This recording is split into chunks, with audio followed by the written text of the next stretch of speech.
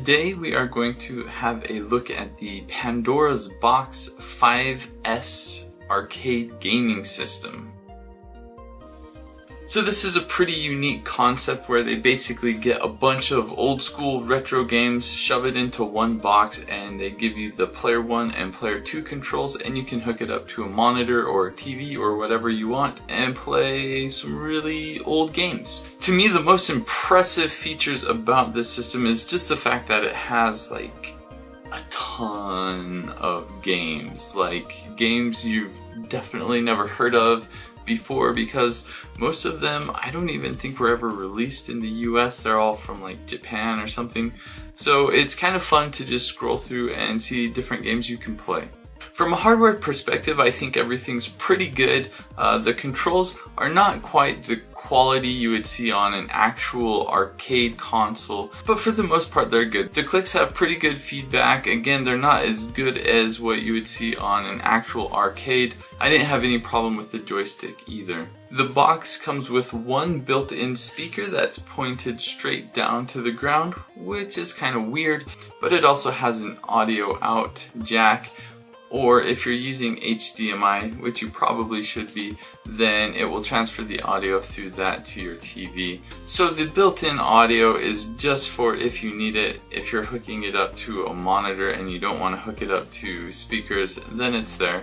And it's got pretty good volume. So as I mentioned before, this has a ton of games on it. I was mostly interested in it for the games like Street Fighter 2 that I played a lot growing up. It even has Super Mario Brothers. It has things like Contra, Sonic the Hedgehog, Bubble Bobble.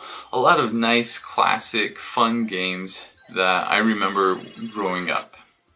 And since it has over 1,000 games, it has a lot of terrible games as well that are really boring and you'll probably never play, but that's okay, it's fun to have.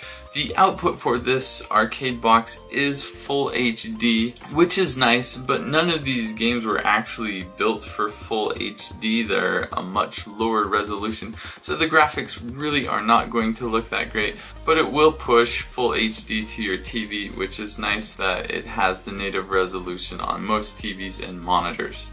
For video quality, there's actually a quality optimization setting which by default is set to on, and basically all this does is it changes the pixels into more of a vector graphic, which to me it makes it look a little bit more fake. So I like to go into the settings and turn this off, and when you play the games you're going to see the pixels more, which I think is fine. It gives it more of a retro feel. It makes it feel a lot more authentic. With the settings you can also do different things like set the standard extra lives per game.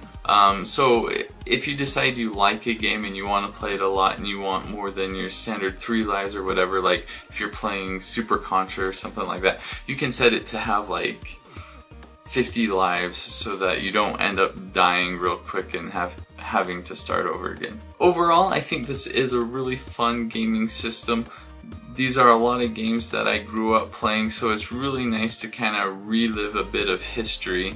I will say, since these games are so old, it's not really that fun to just play by yourself at home. I actually ended up taking this to work, and I will play this during breaks or whenever and play it with my buddies at work. And this actually makes it a lot of fun. You've got the 2-player interaction. You can just take 5 minutes and play, you know, a quick game of Street Fighter or something like that. And it's a lot of fun when interacting, or if you have kids, you can play with your kids and kind of show them the games that you played growing up. So I like it in that regard. I wouldn't really recommend it for just, you know, if you're all alone, have a really lonely life, it's just you and your cat or dog, it's probably not going to be that much fun because it's really old. You should find a friend and play it with your friend, or teach your cat or dog how to play it.